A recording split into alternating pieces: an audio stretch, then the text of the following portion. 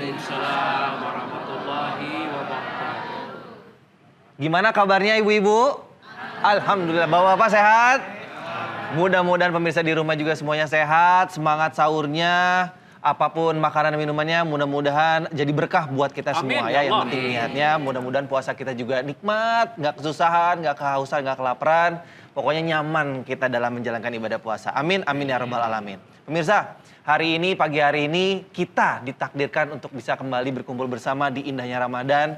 Dan saya hari ini kembali ditakdirkan untuk berkumpul bersama orang-orang soleh dan juga ahli-ahli surga.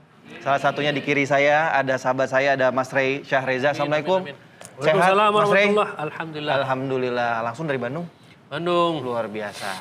Keluarga sehat ya? Alhamdulillah. Dan juga masih ada Ustadz Abdul Somad. Pak Ustadz, Assalamualaikum. Sehat. Alhamdulillah, barakallah. Dan juga ada Ustadz Dasat Latif. Pak Ustadz, apa kareba? Alhamdulillah. Alhamdulillah. Makasih bos. Makasih bos. Apa kareba itu apa kabar bahasa Makassar? Baji.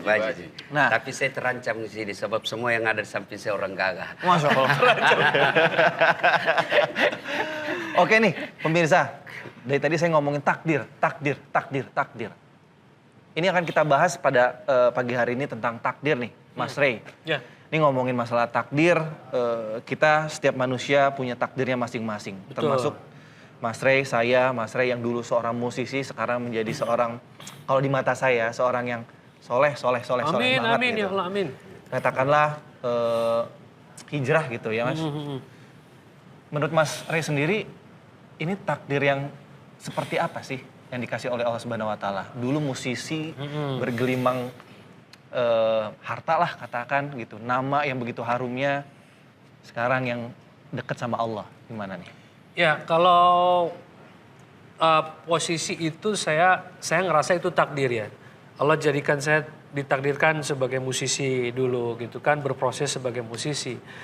Tapi saya nggak merasa kalau kejahilan yang saya buat dulu sebelum hijrah itu takdir Allah. Itu semata-mata hawa nafsu yang saya ikutin aja. Dan mungkin juga termasuk di dalamnya godaan setan juga. Nah, begitupun dengan takdir dengan proses hijrah ini pun mungkin takdir Allah Subhanahu wa taala, tapi yang saya rasain ini pun proses perjuangan kita untuk menjemput hidayah yang telah Allah beri gitu. Karena begitu saya hijrah itu saya bertanya juga, kok saya dikasih hidayah ya? Kenapa nggak teman-teman saya yang baik-baik gitu? Kok saya yang jahil begini dikasih hidayah Allah? Nah, ketika itu Ustadz saya berpikir, saya ingat gitu ibu itu kalau waktu saya kecil itu kalau sholat maghrib ke isya tuh nyambung. Dia nggak berdiri, jadi sholat isyanya itu wudunya sholat maghrib. Duduk, zikir, wirid, baca Quran, doa. Itu saya yakin pasti salah satunya doa untuk anaknya kan. Nah, maka ketika hidayah itu datang, saya langsung yakin ini pasti takdir Allah berikan saya hidayah karena asbab doa ibu salah satunya. Karena kalau ngelihat kebaikan saya kayaknya nggak ada tuh. Sebelum hijrah itu saya jahil banget kayaknya tuh gitu kan.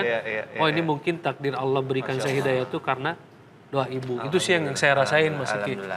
Pak Ustadz, ngomongin takdir lagi nih. Bagaimana sih baiknya kita menyikapi takdir? Karena kita nggak ada yang tahu takdir ya ibu-ibu ya. Cuman Allah Subhanahu Wa Taala yang tahu takdir. Silakan Pak Ustadz. Ada seorang anak yang disekolahkan di luar kota, dikirim belanja tiap bulan. Tapi ketika pulang, seperti lagu yang selalu disampaikan Ustadz Dasat, pulang-pulang berbadan dua. Ketika ditanya oleh bapaknya sama ibunya, kenapa bisa begini? Uang sudah habis, kamu nghabiskan uang aja, dibeliin mobil, dibeliin HP, kenapa bisa begini? Apa kata dia? Papa, mama sabar, ini sudah takdir. Waduh. Jadi akhirnya malah ada satu kelompok yang mengatakan kalau begitu rukun iman ini kita buat 5 aja. Takdir di amandemen. Karena hanya menyesatkan, mengkambing hitamkan. Padahal hadisnya sahih ketika Jibril bertanya kepada Nabi SAW, mahwal iman. Iman itu apa? Antumina billah wa malaikatihi wa kutubihi wa rusulihi wal yaumil akhir wa biqadri takdir khairihi wa syarrihi. Maka orang yang di antara ciri aliran sesat yang ditetapkan 10 poin di Majelis Ulama Indonesia adalah mengingkari rukun iman. Jangan sampai mengingkari takdir. Jadi sebenarnya bukan salah takdirnya, tapi salah memahami Takdir. Nauzubillahi minasyaitonir rajim. Lasyamsu yanbaghi laha an tudrikal qamar. Tidak mungkin matahari bertemu dengan bulan, bulan tidak mungkin bertemu dengan matahari. Walal lailu sabiqun nahar. Tidak mungkin malam mendahului siang, siang mendahului malam. Wa kullum fi falakin yasbahun. Semuanya berjalan di garis edarnya masing-masing. Dzalika taqdirul azizil. Itulah takdir. Takdir apa maknanya? Jangan sampai ada di alam ini terjadi di luar kuasa Allah Subhanahu wa taala. Ini matahari, ini bumi. Kalau seandainya bumi ini mendekat sedikit saja ke matahari, dia akan terbakar, hangus. Kalau seandainya bumi ini menjauh sedikit saja, dia akan membeku. Siapa yang mengatur segala alam ini? Allah. Maka pemahaman tentang takdir artinya Allah Maha Kuasa, wa huwa ala kulli syai'in qadir. Inna kulla syai'in khalaqnahu biqadar. Segala sesuatu itu kami ciptakan dengan takdir, dengan ketetapan kami. Tapi manusia ini terbagi dua. Boleh saya tulis? Boleh. Izin Tuan Guru. Silakan. Mohon maaf Bapak Ibu. Ada seorang ulama, saya sangat mengaguminya, dari Damaskus, Suriah, mati syahid di Damaskus. Meledak bom selesai memberikan pengajian solat di masjid. Namanya Syekh Muhammad Said Ramadan Al-Buti, alumni Al-Azhar Kairo, Mesir. Judul kitabnya Al-Insan Baina Al-Musayyar wa Al-Mukhayyar. Musayyar diperjalankan. Mukhayyar diberi pilihan. Manusia ini terbagi dua. Kita ada saatnya kita diperjalankan seperti wayang yang dibelokkan ke kiri dan ke kanan, seperti pohon kayu yang dihembus angin, tidak ada daya, tidak ada upaya. La haula wala quwata illa billah. Tapi ada saatnya kita mukhayyar, diberi pilihan. Saya menjadi orang Melayu dari Pulau Sumatera, itu musayyar atau mukhayyar? Musayyar. Saya diperjalankan, saya tidak punya pilihan. Andai dulu datang malaikat membawa kertas multiple choice. Abdul Somad, kau mau jadi apa? A. Arab, B. Batak, C. Cina. Kau mau jadi apa? Kenapa sebut Batak? Abdul Somad batubara dari Sumatera Utara. Saat itu kita diperjalankan, tidak ada pilihan sama sekali. Lalu kemudian Ustadz Das'ad Latif menjadi orang Bugis dari Pulau Sulawesi di kota yang terjauh di dunia, ujung pandang. Dan itu dia tidak bisa memilih.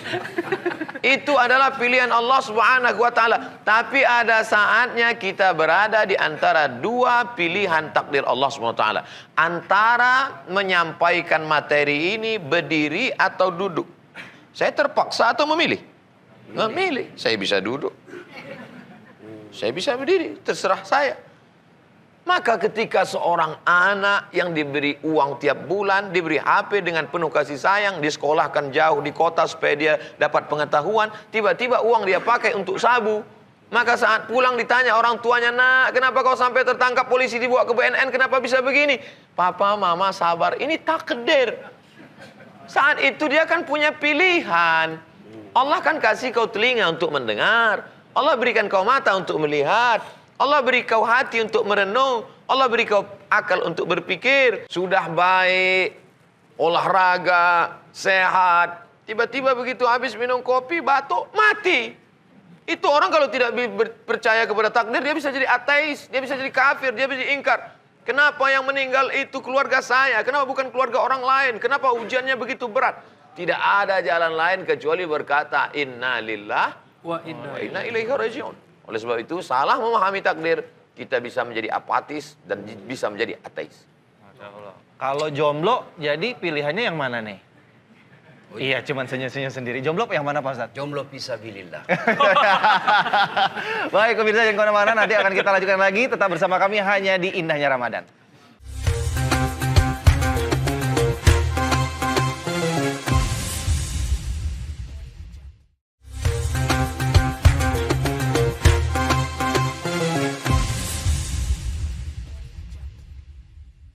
Baik pemirsa TV One dimanapun Anda berada, kembali lagi di indahnya Ramadan yang akan menemani santap sahur Anda pagi hari ini. Ya, kita masih membicarakan atau tema kita kali ini adalah takdir.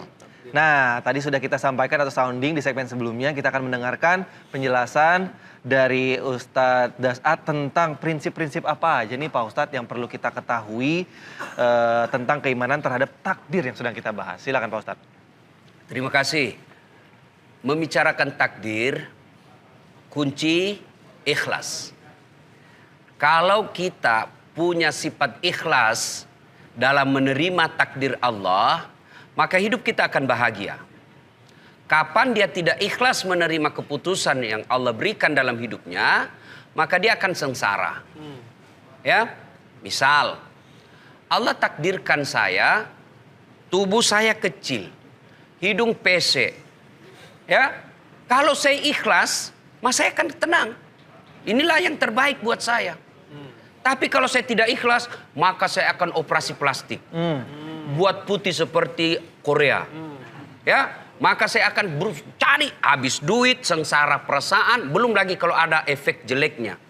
Menjadi rusak saya punya yang tadi. Seperti ibu-ibu kan sekarang ada yang dibelah-belah dahunya, hidungnya dikasih pancu, putih betul mukanya, hitam lehernya. Lusung Nah, pipit kan? Pak Ustadz, lusung pipit. Itu semua ini membuat dia tidak tentram hidupnya. Maka bicara tentang takdir ini tidak boleh dilepaskan dari keikhlasan. Itulah sebabnya Nabi jelaskan semua perkara umatku ini baik. Kalau dia kaya, bersyukur, baik buat mereka. Kalau dia miskin, lalu bersabar, baik buat mereka. Ibu-ibu tiba-tiba sudah berupaya, anaknya lulus, sama saya. Saya dulu kan cita-cita jadi tentara. Begitu tes fisik, tidak lulus. Kenapa? Ceper. Ya, teman saya lulus. Dia jadi sekarang reserse, polisi, pakai baret merah. Saya lulus jadi ustadz, pakai baret putih. Tapi alhamdulillah dengan baret putih yang saya pakai, mulai baret hitam sampai baret merah, saya ceramai semua. Nah, ini ikhlas. Saya lagi daftar kedokteran. Waktu itu saya daftar kedokteran. Saya juara umum di sekolah saya tamat SMA. Jurusan saya fisika 1. Kemudian saya sholat tahajud 40 malam berturut-turut. Saya nasar puasa 7 hari. Ibu bapak saya doakan saya. Dalam sholat Ramadan saya berdoa. Setiap malam Lailatul Qadar. Begitu tes, lihat pengumuman, tidak ada nama saya. Saya protes kepada Allah. Ya Allah, kenapa kau lahirkan saya dalam seperti ini? Apa rugimu kalau jadi Tuhan saya jadi dokter? Saya berdebat dengan Allah dalam doa saya. Ternyata saya tahu hikmahnya karena saya lulus di Sospol. Lulus di Sospol. Pilihan ketiga. Saya tahu kenapa. Ketika saya pulang kuliah terjadi tabrakan dekat kampus saya. Berceceran darah di jalan. Dia yang tabrakan, saya yang pingsan. Kenapa? Saya turun tolong dia. Saya lihat darah, saya yang pingsan. Ternyata sampai sekarang saya tidak bisa lihat darah. Lihat di video saja, kalau lihat oleh darah berkunang-kunang, rasa saya mau muntah, mau pingsan. Allah seolah-olah ingin berkata kepada saya, Dasat, bagaimana kamu jadi dokter? Kok tidak bisa lihat darah, Mas Bro? Itu takdir. Akhirnya saya jadi ustadz. Subhanallah, dengan jadi ustadz, saya bisa jadi mengobati orang. Apa yang sembuhkan? Bukan fisiknya. Bukan bisulnya. Tapi apa yang saya obati? Perasaannya yang lagi galau. Hatinya yang lagi sengsara. Dan saya telepon temanku yang jadi dokter sebelum Ramadan, Lebaran kemarin. Dok, kau pulang Lebaran? Kenapa? Enggak Ustadz. Kenapa? Mahal tiket. 60 juta bisa sampai saya satu keluarga PP. Mana kita pegawai negeri bisa PP tiap tahun 60. Saya bilang, untung saya tidak jadi dokter. Untung saya jadi ustadz. Nggak pernah pusing soal tiket. Kenapa? Bukan saya yang beli. Hebatnya lagi, pergi tidak bawa uang. Pulang, bawa uang. Maka ikhlas menerima takdir. Akan tenang kita. Kalau kita gelisah terus cari cara, nyogok kiri kanan. Akhirnya masuk fakultas kedokteran. Karena dia pilih menyogok. Sampai di dalam, bingung dia lihat hadapi pelajarannya. Tidak bisa stres setiap malam. Tidak bisa daya tahan tubuhnya. Ikatannya juga jelek. Akhirnya apa? Dia makan narkoba supaya dia bisa bertahan. Hah? Akhirnya makin jauh dari rahmat Allah. Akhirnya jadi dokter abal-abal. Karena tidak di luar kemampuannya. Nah, itulah sehingga kunci prinsip memahami takdir ini adalah ikhlas dalam menerima. Masya Allah. Ya? Pak Ustadz, ini saya jadi ingat pertanyaan istri saya di rumah. pernah kepikiran ingin merubah bentuk fisiknya setelah dia punya anak. Ini mungkin sering terjadi nih sama ibu-ibu setelah punya anak. Dulunya kurus istri saya, sekarang agak gemuk gitu. Saya bilang nggak boleh merubah takdir dari pemberian dari Allah Subhanahu Wa Taala. Terus dia balas, dibilang gini, kan mengembalikan ke bentuk semula. Alasannya seperti itu. Yang benar gimana Pak Ustadz? Nah, Ustadz, silakan. Ustadz. Saya takut kalau soal istri. Sebentar. Saya suruh telepon istri saya dulu. Nih nonton TV One nih, ya biar dikasih tahu jawabannya. Nah, ayo Pak Ustadz. Hadis diriwayatkan sahabat Nabi Abdullah ibnu Mas'ud radhiyallahu anhu. La'anallahul washimat. Allah melaknat yang membuat tato. Wal mutashimat, minta buatin tato. Wal mutanammisat, yang mencabut apa nih? Bulu mata. Alis. Mencabut, membuang, menghapus, mengotak-atik. Wal mutafallijat, gigi, memotong gigi atau mengotak-atik gigi. Wal mughayyirat lil husni, merubah yang sudah baik menjadi hanya lil husni, untuk mempercantik saja. Kalau dia tidak normal, merubah menjadi normal boleh. Ada mungkin giginya tidak normal, tidak susunannya. Dia senyum kita pingsan. Itu boleh. Atau bulu mata alis ini tumbuhnya, itu boleh. Yang tidak normal menjadi normal. Adapun yang sudah normal malah di otak-atik menjadi abnormal, maka dia masuk dalam yang dilaknat Allah. La'anallah, Allah melaknat. Makna laknat artinya ba'idun 'anir rahmah, jauh dari rahmat Allah Subhanahu wa taala. Perempuan setelah melahirkan, kemudian maaf tubuhnya melar, maka dia cukup dengan puasa sunat. Senin Kamis. Makanan yang paling banyak, paling enak, paling berkualitas, paling bergizi adalah makanan Ustadz Dasan Latif.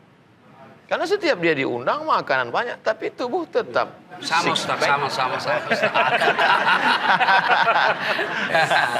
Jadi bicara soal takdir tadi, ada kan yang rubah gigi. Ini ada vokalis kita. Saya ingat saya nonton filmnya Freddie Mercury. Freddie Mercury. Queen. Karena pernah ditanya sama jurnalis, kenapa kau tidak mengubah, memperbaiki gigimu?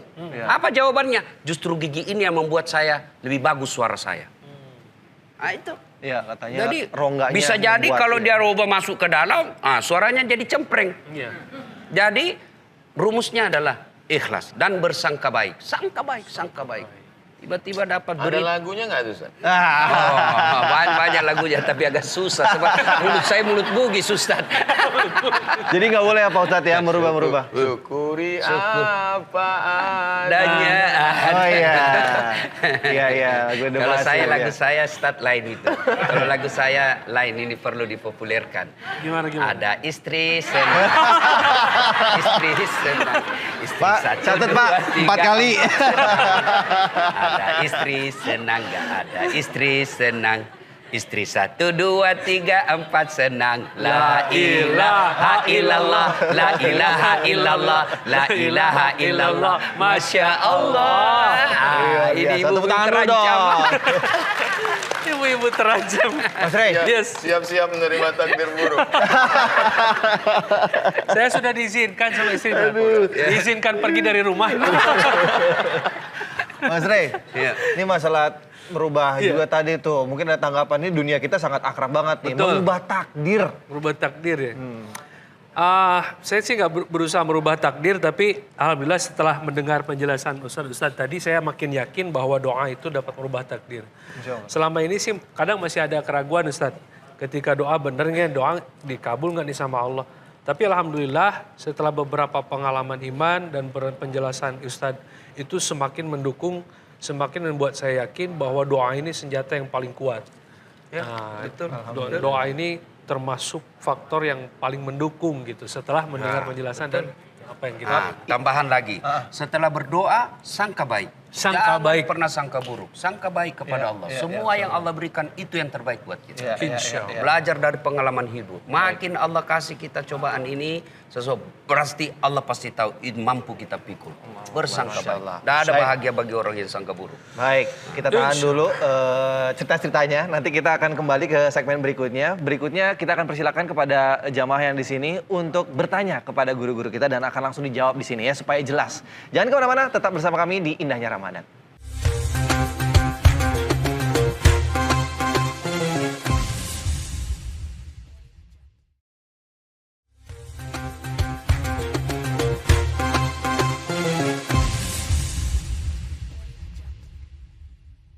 Baiklah pemirsa setia TV One dimanapun Anda berada, kembali lagi di Indahnya Ramadan. Baik, kita masih membahas tentang takdir.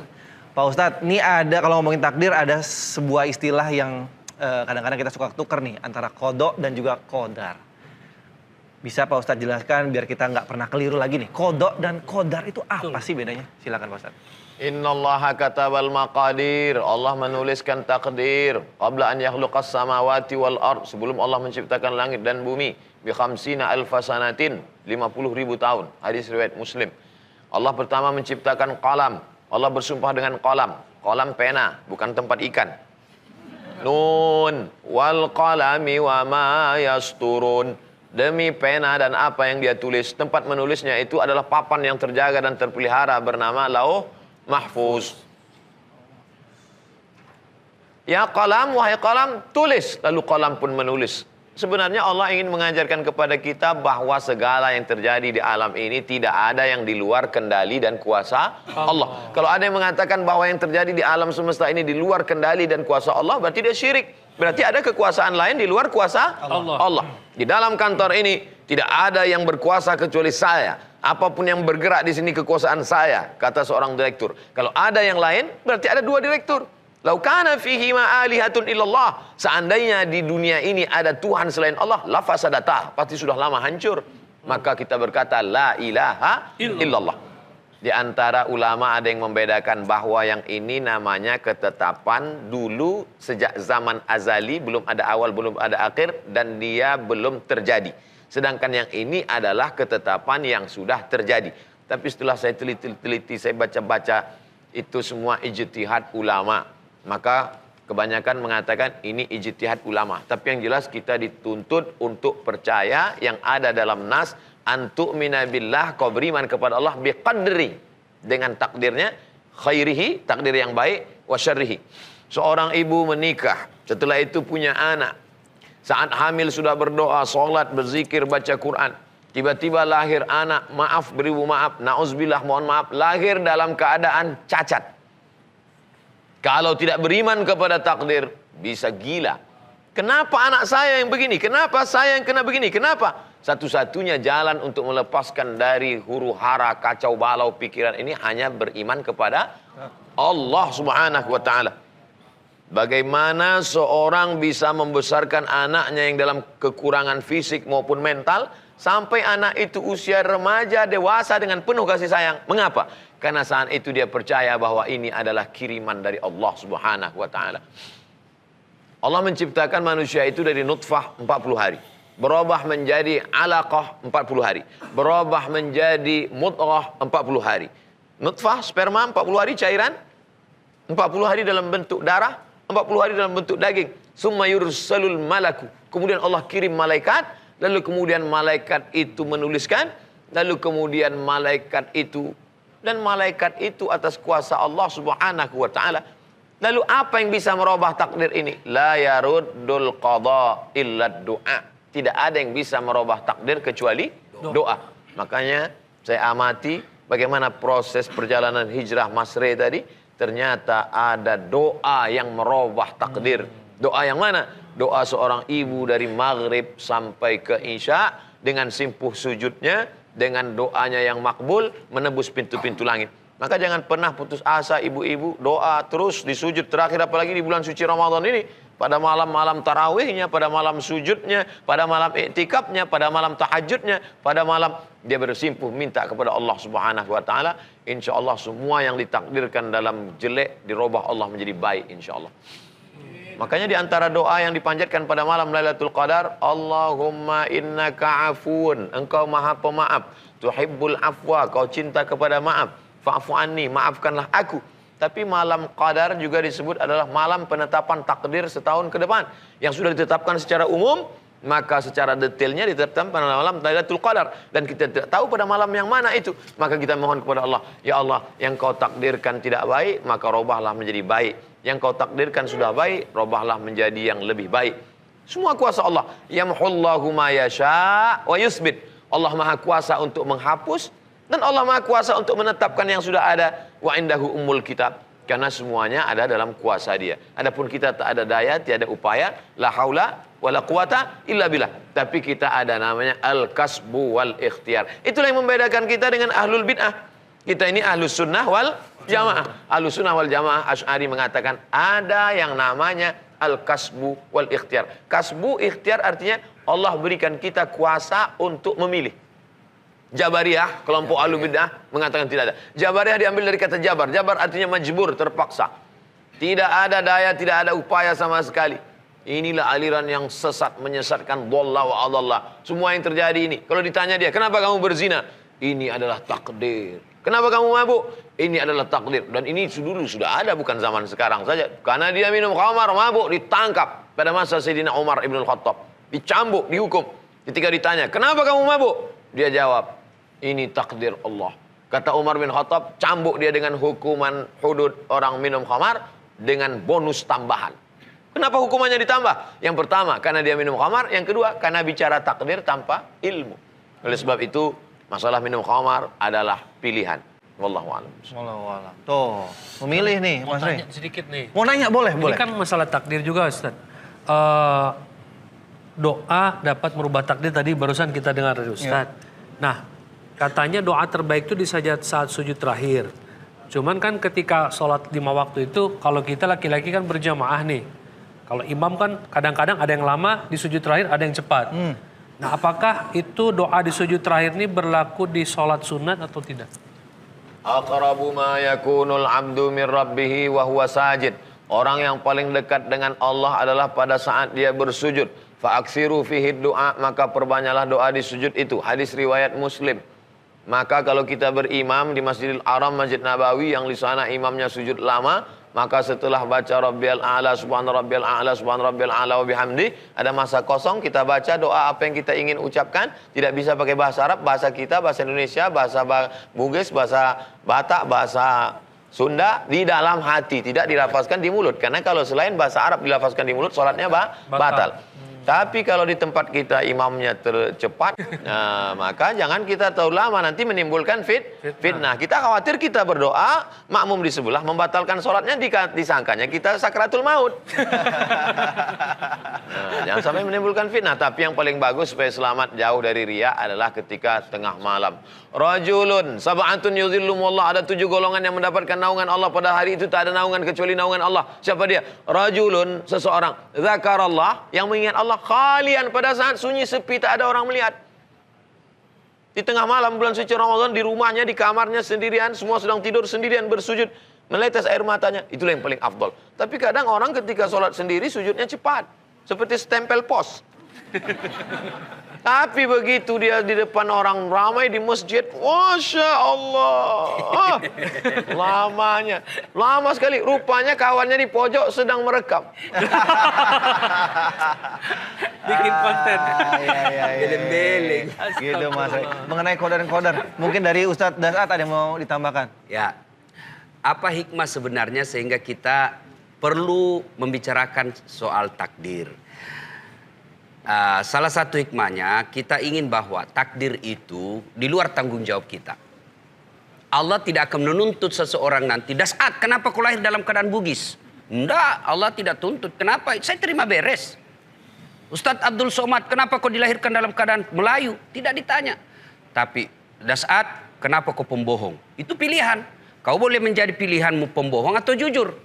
Kamu juga tukang tipu atau yang baik. Itu pilihan. Tapi kalau kita warna hitam kulit, putih, itu takdir. Tidak bisa dituntut. Karena kalau memahami takdir tanpa iman, bisa kita salah. Bahkan menjadikan nasib buruk kita, keburukan kita itu dijadikan Allah sebagai kambing hitam. Nah, itulah sehingga penting kita memahami dengan takdir ini. Sehingga ada yang disebut takdir baik, takdir buruk. Takdir baik saya jadi ustadz. Takdir buruk saya, mungkin nanti yang agak buruk-buruk itu Yang orang misalnya istri saya takdir buruknya, oh dia dapat saya misalnya berpoligami. Nah, saya bilang sama istri saya, kau bersuamikan saya, itu takdir baikmu. Kalau tiba-tiba kau dapat besok saya berpoligami, itu takdir buruk. Dan kau harus percaya dua-duanya. Saya catat dulu Pak Ustadz, tadi udah ngomong poligami 2 kali ya Pak? Baik, pemirsa, nanti kita akan mendengarkan penjelasan dari Ustadz Das'ad mengenai prinsip-prinsip apa saja yang perlu kita ketahui berhubungan dengan tentang keimanan terhadap takdir. Jangan kemana-mana, tetap bersama kami di Indahnya Ramadan.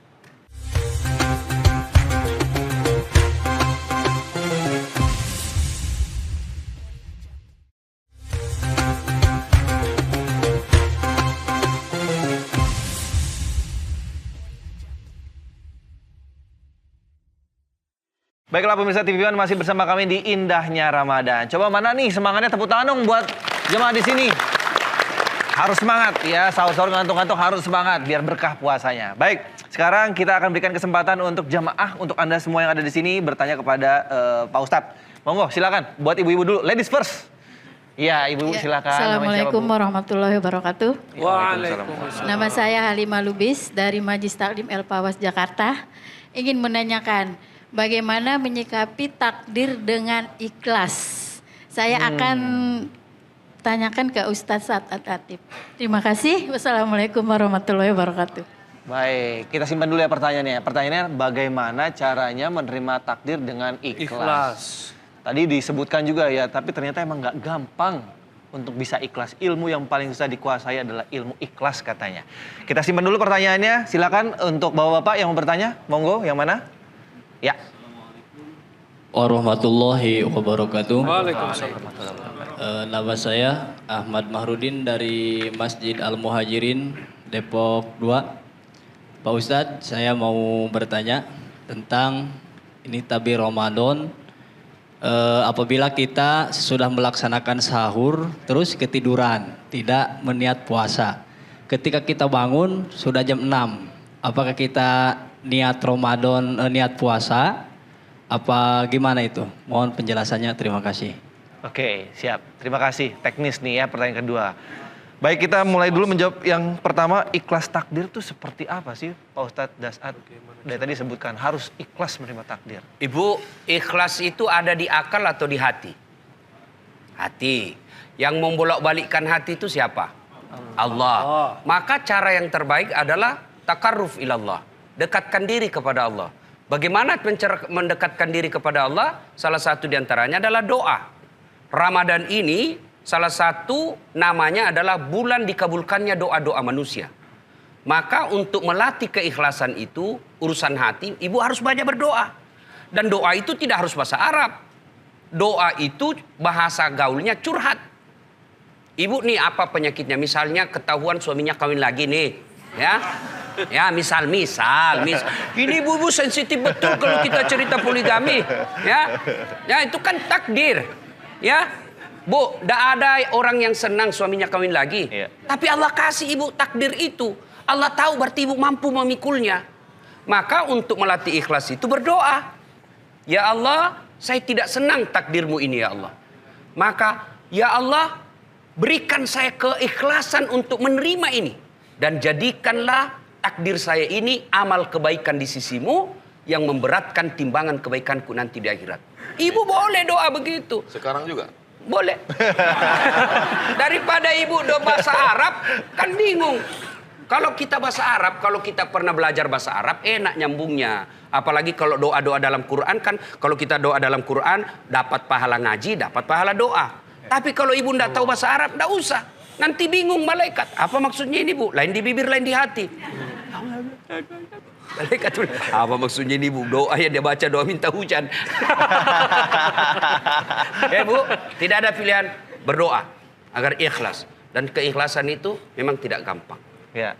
Tidak gampang, maka perlu doa karena hanya Allah yang membolak-balikkan hati kita. Nah, ini yang berikutnya, niat. Niat itu bukan bahasa lisan. Niat itu ada di hati. Ya, niat tidak harus diucapkan. Begitu Bapak mau masuk Ramadan, sudah ada dalam hati, saya mau puasa bulan Ramadan penuh. Oh, itu sudah niat. Tanpa diucapkan, boleh. Misal sholat, yang usolli itu kan usolli fardhu duhuri. Itu kan umumnya ulama Melayu yang ngajarkan.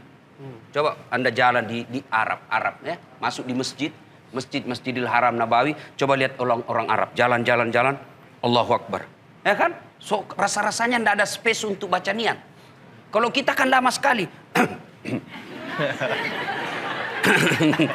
Lagi loading.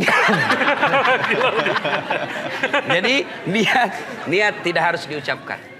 Ya, niat tidak harus diucapkan. Pun kalau mau diucapkan tidak apa-apa. Kenapa ulama mengajarkan kita untuk mengucapkannya? Untuk melatih bahwa begitulah bahasa dalam hatimu.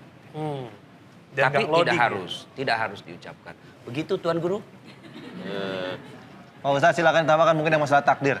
Tentang saya bertanya ke Ustadz Das'ad Latif, Ustadz ibunya masih ada? Masih. Umur ibu Ustadz berapa? 84 tahun. Masya Allah. Dalam hati saya, kenapa ibu saya meninggal umur 70 tahun? Tetap tidak ada rasa ridho untuk menerima takdir Allah. Padahal sudah meninggal hampir setahun yang lalu. Kenapa ibu saya tidak berumur panjang seperti umur ibu Ustadz Das'ad Latif? Maka hati ini tetap melawan. Maka tidak ada cara lain kecuali berdoa pada Allah. Ya Allah, tundukkan hatiku. Karena makna Islam artinya al-inqiyad wa ta'ah, tunduk. Jadi kalau kita masih melawan, kita belum Islam. Mungkin kita sudah bersyahadat, sholat, zakat, puasa, haji. Tapi kita belum Islam dalam makna ketundukan sepenuhnya kepada Allah. Sampai hari ini, walaupun sudah setahun yang lalu meninggal, kenapa ibu dia umurnya panjang? Kenapa ibuku tidak? Jadi kita tetap senantiasa minta kepada yang punya hati. Ya muqallibal qulub. Engkau yang membolak-balikkan hati. Ya, gitu Bu ya, mungkin biar tambah kuat lagi, biar tambah ikhlas gitu menerima takdir. Kalau tadi contoh yang masalah doa untuk poligami itu contoh. Itu hanya contoh. Contoh aja, Bu. Begitu tadi contohkan sama Pak Ustadz Das'ad, yang aminnya bapak-bapak yang sebelah sini. Padahal lagi jawab yang sebelah sini. Saya kan pernah umroh, berdoa di depan Baitullah. Ya Allah, saya sudah sangat mensyukuri istri yang kau berikan ini.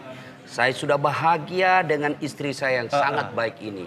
Tapi sekiranya engkau menakdirkanku kawin lagi ya Allah, saya ikhlas menerimanya. Langsung istri saya, enak di kau. Oke.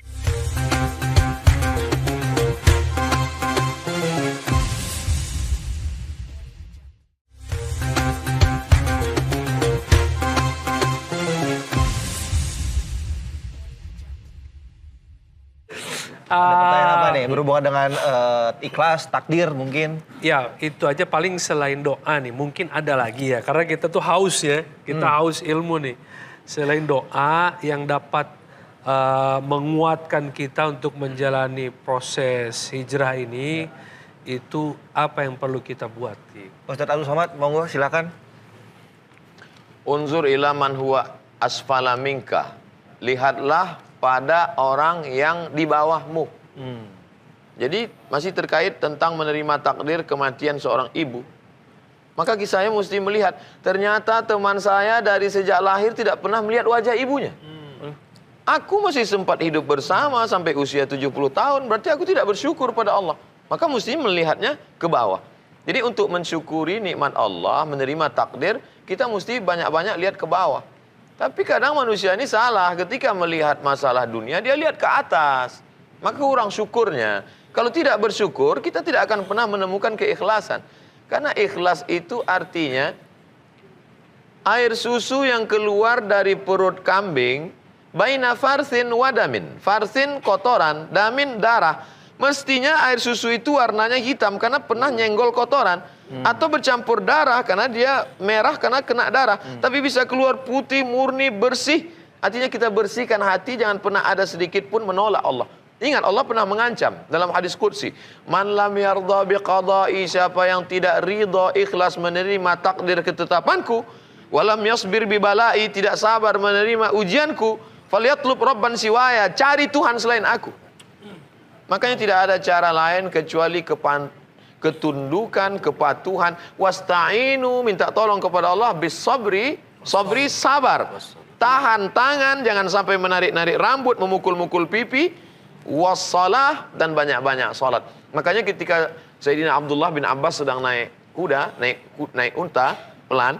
Tiba-tiba dari belakang datang adiknya mengejar, datang jamaah, datang sahabat mengejar dengan kuda yang kencang, memberitahu, wahai Abdullah bin Abbas, saudaramu gugur di medan perang. Dia langsung turun ke bawah, berwuduk dan sholat. Untuk apa? Minta tolong kepada Allah. Bahwa sebenarnya ini yang kuterima ini kecil, tidak ada apa-apanya, karena aku bersandar kepada Engkau yang maha besar. Allahu Akbar. Serahkan semuanya. Inna salati wa nusuki wa mahyaya wa mamati lillahi rabbil alamin. At-tahiyatul mubarakatuh salawatu taibatu lillah. Jurus ini tidak hanya berlaku ketika menerima kematian, termasuk juga menerima kabar ketika suami menikah lagi. Yang terakhirnya ya. Senang sekali. Itu punchline sekali ya. Senang sekali dapat hubungan. Waduh, luar biasa. Allahu Akbar. Gitu Mas Rey. Emang di rumah belum ikhlas? Hah? Yang di rumah? Saya udah dipersilakan sama istri. Persilakan. Persilakan pergi dari rumah. Nah, tambahan dikit lagi. Ramadan ini yang paling kita kejar itu kan ada malam yang lebih mulia dari 1000 bulan. Yaitu Lailatul Qadar. Lailah malam qadar perubahan. Maka pada malam itu berdoalah ya untuk memperbaiki. Pada malam itu semua Allah punya kuasa untuk mengubah. Misal 2021 Dasat Latif wafat. Tapi pada malam itu saya berdoa, ya Allah panjangkan umurku supaya saya bisa menghajikan orang lebih banyak. Ya Allah panjangkan umurku agar saya bisa membahagiakan orang tua saya. Allah kabulkan doa saya. Ini baik, ini Dasat. Dia berdoa bukan mau poligami. Dia berdoa supaya orang banyak haji. Dia berdoa supaya dia bisa berbuat baik kepada orang tuanya. Allah punya kuasa. Allah punya kuasa untuk mengubahnya. Maka berdoalah di malam Ramadan ini. Cuma kadangkala setan tahu bahwa malam Ramadan ini akhirnya adalah malam akhir Ramadan itu bonus Allah tambah bonus. Maka setan berupaya.